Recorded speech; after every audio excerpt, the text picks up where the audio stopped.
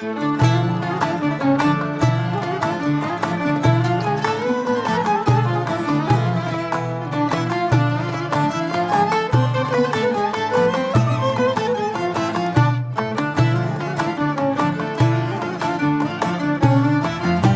φωτιές, Ετοιμάστε σκάλες, και σούβλες.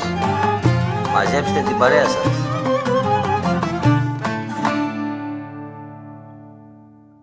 Μπιφτέκια αρνίσια, γάλακτος για σήμερα. Και είμαστε η αδερφή Μαλιόρα. Είμαι ο Γιώργος. Κι εγώ Ανδρέας. Μαζί κατασκευάζουμε ψισταριές και φούρνους. Αλλά μας αρέσει το ψήσιμο και το μαγείρεμα. Και η καλή παρέα. Μέσα από το κανάλι μας μοιραζόμαστε μαζί σας συνταγές αλλά και τεχνικές για ψήσιμο και μαγείρεμα. Κάντε εγγραφή στο κανάλι μας, κάντε κλικ στο καμπανάκι για να σας έρχονται ειδοποιήσεις. Ελάτε και στην ομάδα του Grill Philosophy στο Facebook, όπου έχουμε μαζευτεί πάρα πολλοί ψίστες και ανταλλάσσουμε απόψεις. Σας περιμένουμε. Συνεργάτης και φίλος, ο Γιώργος Καραγιάννης.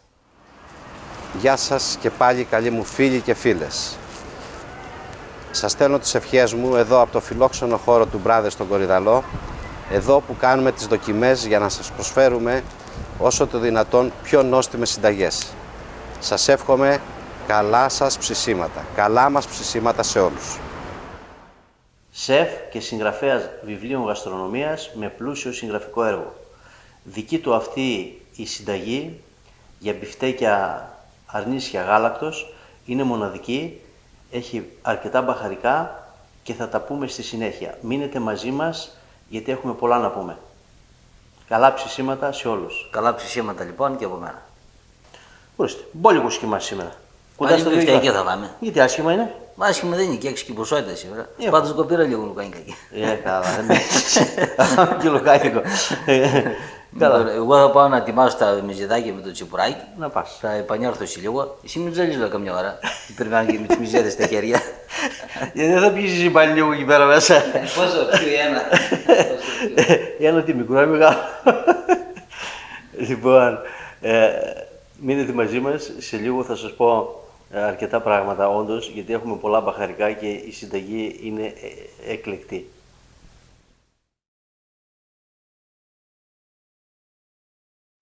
Έχουμε αρκετά μυρωδικά και μπαχαρικά για να δώσουμε μια πλούσια γεύση σε αυτό το μπιφτέκι.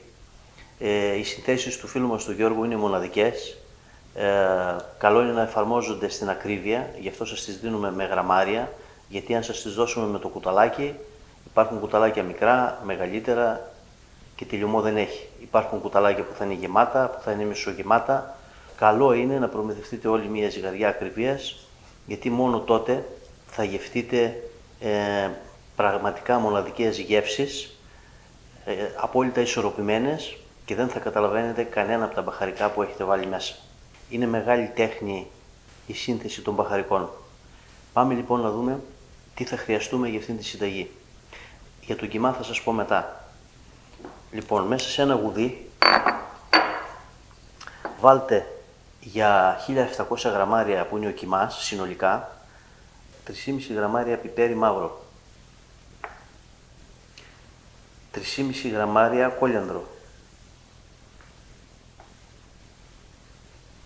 και 1,5 γραμμάριο κίμινο. Αυτά τα μπαχαρικά που είναι σε κόκκους τα βάζουμε πρώτα για να τα συνθλίψουμε. Υπάρχει και συνέχεια. Είναι σημαντικό να είναι σε κόκκους, στην αρχική τους μορφή δηλαδή, γιατί έτσι θα πάρουμε όλο το άρωμα. Πάμε να τα στουμπίσουμε στο γουδί και να τα κάνουμε σκόνη. Σε λίγο θα πούμε και για τα υπόλοιπα. Μετά από ένα καλό χτύπημα εδώ των μπαχαρικών, τα κάναμε σκόνη. Βλέπετε πολλές φορές χρησιμοποιούμε τον κόλιανδρο. Ο κόλιανδρος είναι ένα εξαιρετικό μπαχαρικό και έχει την ιδιότητα να παντρεύει και να δένει όλα τα μπαχαρικά, κυρίως όταν έχουμε πολλά. Θα πούμε πολλά περισσότερα με τον φίλο μας τον Γιώργο τον Καραγιάννη όταν θα ανταμώσουμε μαζί μετά τον κορονοϊό σε κάποιες από τις τεχνικές εκπομπές. Θα πούμε αρκετά πράγματα για τα μπαχαρικά, να μας μοιήσει ο Γιώργος σε αυτή την μαγεία των μπαχαρικών και των γεύσεων. Λοιπόν, τώρα θα προσθέσουμε 8 γραμμάρια μπούκοβο γλυκό, 3,5 γραμμάρια σουμάκ,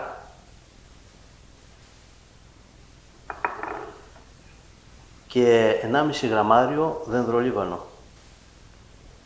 Έχουμε και άλλο πιπέρι εδώ ροζ, το οποίο όμως θα σας δείξω μετά τι θα το κάνουμε. Τα ανακατεύουμε και αυτά εδώ πέρα, τα χτυπάμε όλα μαζί και προσθέτουμε και 25 γραμμάρια αλάτι.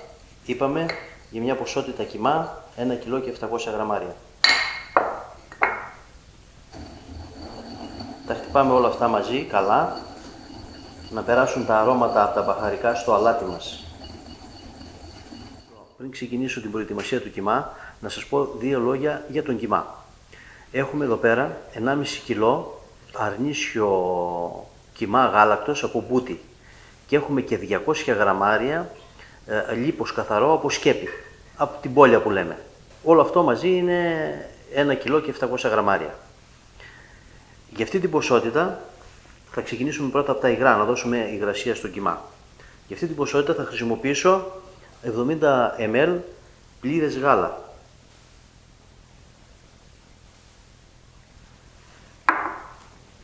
Κάνουμε ένα πρώτο ανακάτεμα.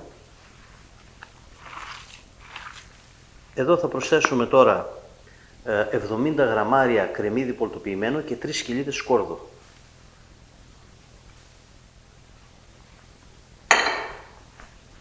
Το απλώνουμε να πάει ομοιόμορφα παντού και ζυμώνουμε.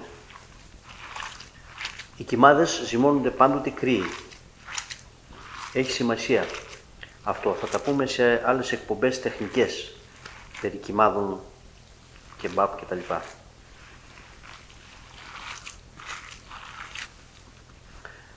Έχουμε και 1,5 κουταλιά της σούπας μουστάρδα πικάντικη. Διζόν, με άλλα λόγια. Έτσι θα τις βρείτε.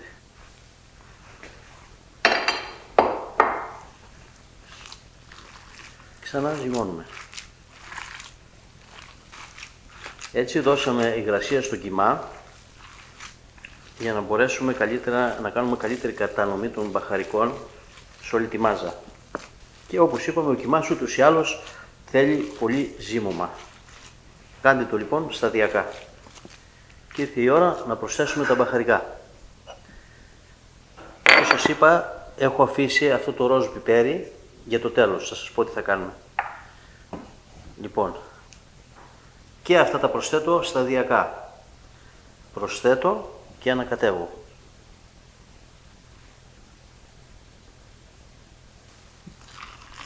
Πω αρώματα φοβερά.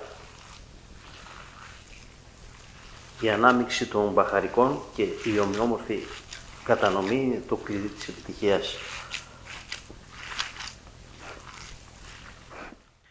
Ήρθε η ώρα τώρα για το ροζ πιπέρι. Το βάζουμε και αυτό στο γουδί. Είναι 1,5 γραμμάριο. Και αυτό απλά θα το σπάσουμε. Δεν θα το κάνουμε σκόνη. Θέλουμε να φαίνεται. Αυτό το πιπέρι είναι το ίδιο πιπέρι με το άλλο. Απλά είναι σε διαφορετικό στάδιο ορίμανσης. Δεν έχει τόσο πιπεράτη γεύση όσο έχει πολύ άρωμα. Γι' αυτό δεν θα το κάνουμε σκόνη, είπαμε, απλά θα το ρίξουμε όπως είναι μέσα. Λίγο χτύπημα. Σπασμένο χοντρό, να φαίνεται δηλαδή.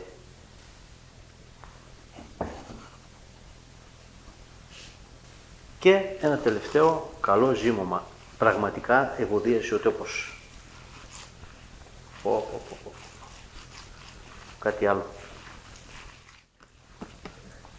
Εδώ τώρα θα χρησιμοποιήσουμε 1 με 2 κουταλιές της σούπας corn flour, κυρίως για να μαζέψουμε τα όποια υγρά, αλλά δίνει και ιδιαίτερη υφή του corn flour. Εγώ έβαλα 2 κουταλιές τώρα αυτή τη στιγμή εδώ πέρα και αν χρειαστεί βάζουμε και φρυγανιά τριμμένη. Θα δούμε την υφή του κιμά, θέλουμε να μην είναι πολύ μαλακός αλλά ούτε και στεγνός. Νομίζω πως είμαστε καλά, δεν θα χρειαστεί φρυγανιά. Αν εσείς είναι πιο υδαρός ο κιμάς, βάλτε και λίγη φρυγανιά, ούτως ώστε η υφή του να είναι περίπου σαν αυτή εδώ. Ίσως χρειαστεί και εγώ να βάλω λίγο.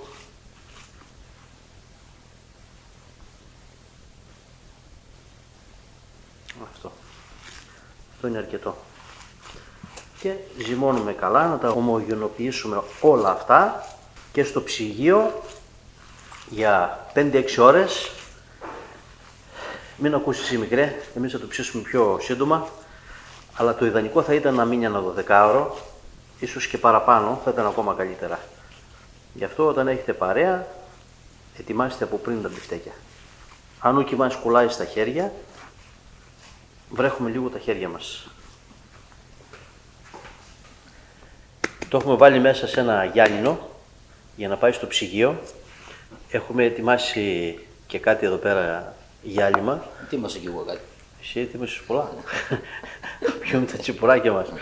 Αλλά θέλω να σας πω ότι θα ψήσουμε αυτά τα μπιφτέκια με 3 διαφορετικούς τρόπους. Μείνετε για τη συνέχεια. Πάμε να πιούμε εμείς τα τσιπουράκια μας, γιατί θα περιμένουμε αρκετή ώρα. Και τι ώρα μπορεί να πάει. Άσε τώρα, βήμα, στην υγειά μας. Μην ρωτάς. Στην υγειά Γεια σας. σας. Μιζέδες έχουμε, τι άλλο θες. Τα άλλα μην τα ρωτάς.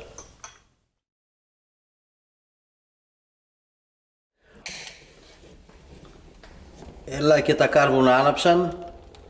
Όπως είπαμε θα ψήσουμε με 3 διαφορετικούς τρόπους. Τα κάρβουνα ανάβουν ανάποδα, από πάνω προς τα κάτω, γι' αυτό και τα προσανάματα τα βάζουμε στην κορυφή. Θα πούμε περισσότερα σε ειδικό αφιέρωμα για το άνομα της φωτιάς και για τα κάρβουνα.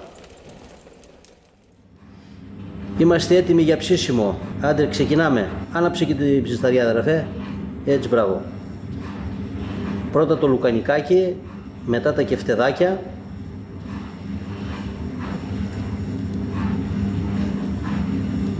Και τώρα ξεκινάμε να βάζουμε τα μπιφτέκια. Όταν έχουμε ανοξίδωτη σχάρα, βάζουμε πάντοτε σε κρύα σχάρα τα μπιφτέκια. Είναι ο πρώτος παράγοντας που θα μας βοηθήσει για να μην κολλήσουν τα μπιφτέκια μας. Μετακινούμε λίγο με τη τζιμπίδα μας. Είναι ο δεύτερος παράγοντας για να μην κολλήσουν τα μπιφτέκια μας. Τα παραμερίζουμε λίγο ή τα μετακινούμε.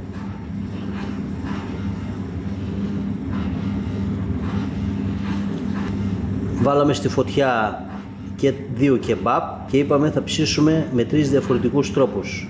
Τα κεμπάπ τα γυρίζουμε αμέσως, θέλουν πάρα πολύ γρήγορο γύρισμα για να μην μας κρεμάσουν και δυνατή φωτιά. Γρήγορα είναι τα γυρίσματα και στα μπιφτέκια μας. Τα πρώτα γυρίσματα γίνονται γρήγορα και παραμερίζουμε ταυτόχρονα για να τα ξεπουλάμε από τη σχάρα. Συνεχίζουμε τα γυρίσματα στα μπιφτέκια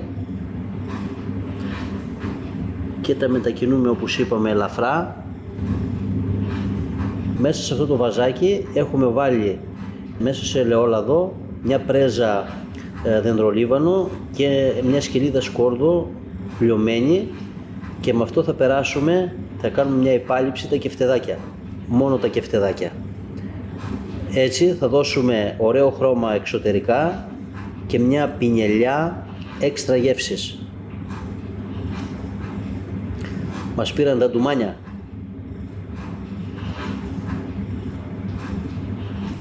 Γυρίζουμε τα κεμπάπ συνέχεια και τα μπιφτέκια. Είναι σημαντικά τα γυρίσματα. Εδώ στην περιστροφή έχουμε ένα συνεχόμενο γύρισμα. Θα κάνουμε 3 περίπου επαλήψεις, 2 στην αρχή και 1 προς το τέλος. Ντουμάνια σε ο τόπος, ντουμάνια, ντουμάνια.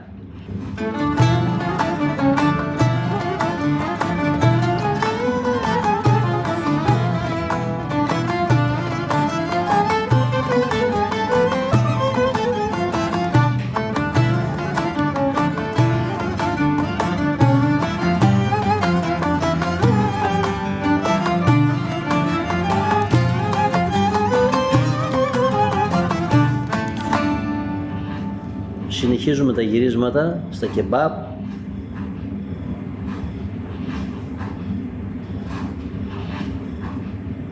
Ακόμα μία επάλυψη με λαδάκι,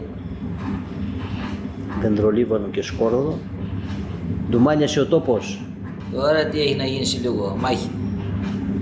Εσύ σκέφτεσαι το φαγητό, Τι σκέφτομαι. Συνεχίζουμε τα γυρίσματα. Σε λίγο θα πάρουμε μια θερμοκρασία περισσότερο για να δείτε την πορεία του ψησίματος.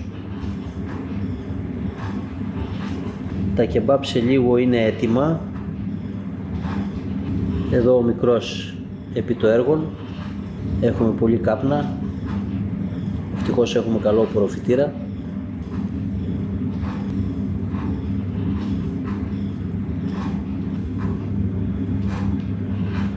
Τα κεμπάπια μας είναι σχεδόν έτοιμα για να βγούνε.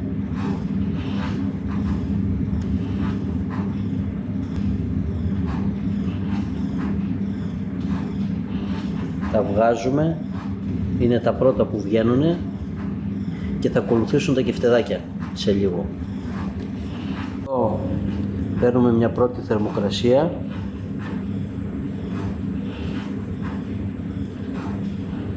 Έχουμε ακόμα δρόμο. Απλά πήραμε μια θερμοκρασία για να δείτε την πορεία του ψησίματος, όπως είπαμε. Έχουμε παραμερίσει τα κεφτεδάκια, τα πήγαμε σε πιο δυνατή φωτιά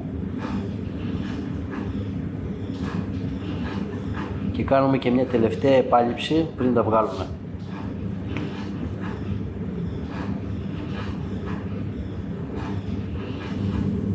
Συνεχίζουμε τα γυρίσματα, ο ψήστης πρέπει να είναι σε γρήγορση.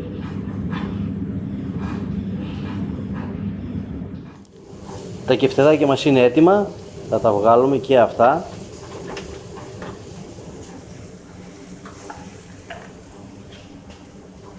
Θα τα αφήσουμε λίγο να κρυώσουν και θα πάρουμε μια γεύση. Οι μπιφτεκάρες μας εδώ πέρα είναι σχεδόν έτοιμα. 65 οι βαθμοί, 66, 67, στους 70 θα βγάλουμε. Και έχουμε και χρώμα καλό. Παραπέρα από εκεί, παιδιά, αρχίζει και στεγνώνει.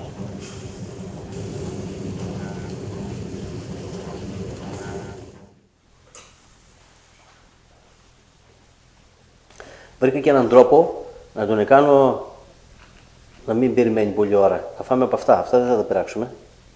Δεν με μοιάζει με αυτόν τον τρόπο που να είναι. Για δοκίμασε πρώτα ένα κεμπάπ.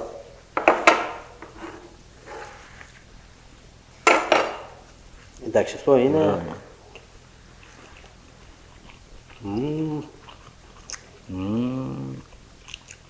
Το κάτι άλλο. Να πάμε με ένα κεφτεδάκο.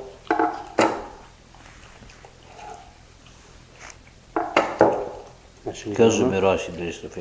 Ναι. Και είναι και πιο χοντρό το κομμάτι. Αλλάζοντας τον τρόπο ψησίματος, είπαμε, αλλάζουμε και το γευστικό αποτέλεσμα.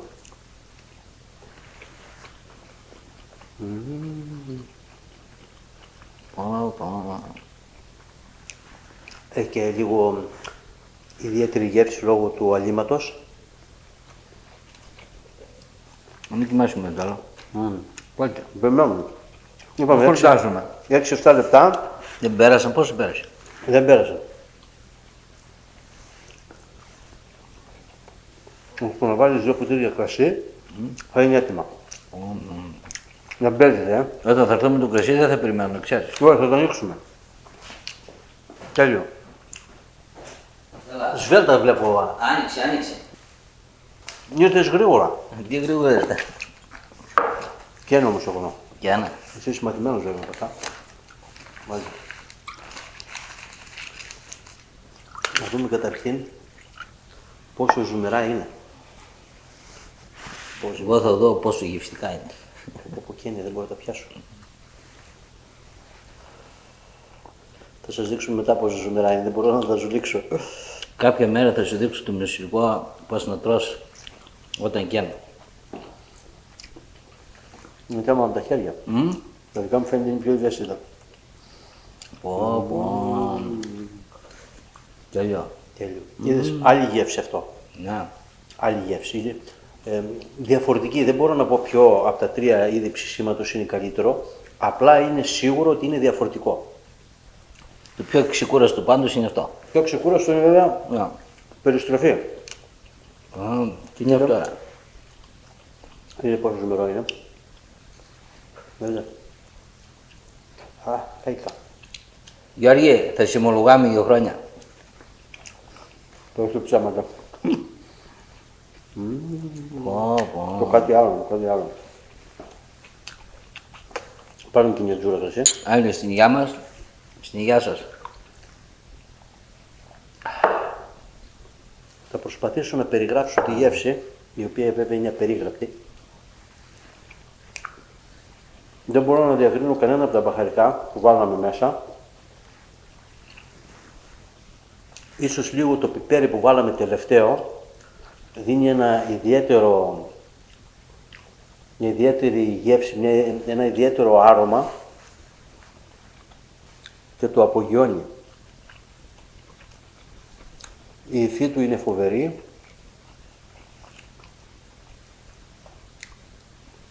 Ανοίξουμε ένα τώρα εδώ που κρύωσε. Να δείτε πόσο ζουμερό είναι. Μπιφτέκι και να μην είναι ζουμερό είναι αποτυχία.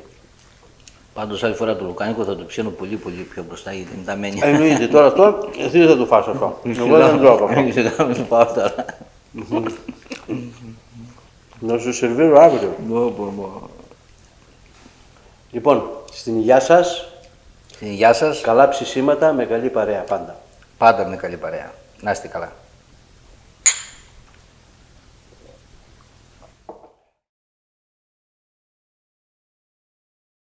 Τα γευτεδάκια από ένα βλέπω τα επιλέξεις. Σκύφτιάζεις με μετά το σέφα. Δοκιμάζεις να δεις ποιο είναι καλύτερο, έβγαλε συμπέρασμα ποιο είναι καλύτερο, για πες μου. Εμένα μου αρέσει το μπιφτέκι σαν πιο ζουμερό, έτσι πιο γεμάτο. Αλλά εσύ Μου αρέσει το βλέπω, κεφτεδάκι γιατί είναι η περιστροφή, δεν κάνω τίποτα. από αυτό το λέω, λέει γευστικά. Γευστικά. Είναι καλό. Ποιος άρεσε πιο πολύ? Εμένα μου άρεσε το μικρό, να σου πω να είναι. Δεν ξέρω. Είχε διαφορετική γεύση, δεν ξέρω τι ήταν αυτό, ας πούμε. Εν πάση περιπτώσει δεν Πιο θα ζουμερό μαλώσουμε. ήταν αυτό όμως. Ναι.